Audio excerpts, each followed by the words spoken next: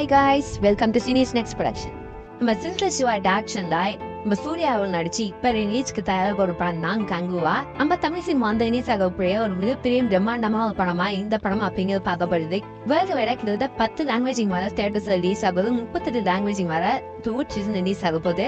மிகப்பெரிய ஐபிஎல் இருந்திருக்க இந்த ஒரு படத்துக்கு இப்போ மிகப்பெரிய ஒரு பிரச்சனையை அமைஞ்ச ஒரு விஷயம் என்ன அப்படிங்கிறீங்கன்னா, தலைவர் சூப்பர் ஸ்டார் ரஜினிகாந்த் அவர்கள் நடிச்சிருக்க வேக்கன் இந்த ஒரு படத்தையும் அதே அக்டோபர் 10 தான் ரிலீஸ் பண்ண போறோம் அப்படிங்கிற மாதிரியான அப்படியே கொடுத்துருக்காங்க லைக்கா தரப்புல இருந்து.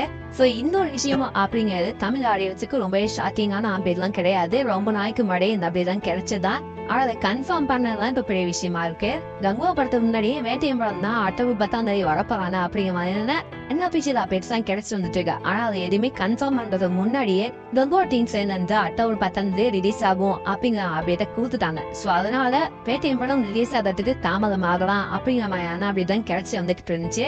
ஆனா இப்ப எந்த ஒரு மாற்றமும் இல்லாம அதே அக்டோபர் 10 தான் ரிலீஸ் பண்ண போறாங்க அப்படின்னு சொன்னதான் பெரிய ஷாப்பிங்காவே இருந்துட்டு இருக்கு. இந்த ரெண்டு படமும் ஒரே நாள் கிளாஷ் ஆக போகுது. சோ அதனால ஒரு படத்துக்கு பெஸ்ட் ஆகும், ஒரு படத்துக்கு மைனஸ் ஆகும் அமைய போகுது, ஒரு படம் ரொம்ப காலியாக போகுது அப்படின்னு நான் சொல்ல வரல. ஆனா அந்த ரெண்டு படமே ஓரளவுக்கு நல்ல ஹைப் இருந்துட்டு படம் தான், பெரிய ஸ்டார்ஸ் நடிச்சிருக்க படம் தான். ஆனா அந்த ரெண்டு படமும் ஒரே நாள் கிளாஷ் ஆனிச்சுன்னா இந்த ரெண்டு படத்தையுமே கலெக்ஷன் கம்மியாகும், அதுல எந்த ஒரு டவுட்டுமே கிடையாது.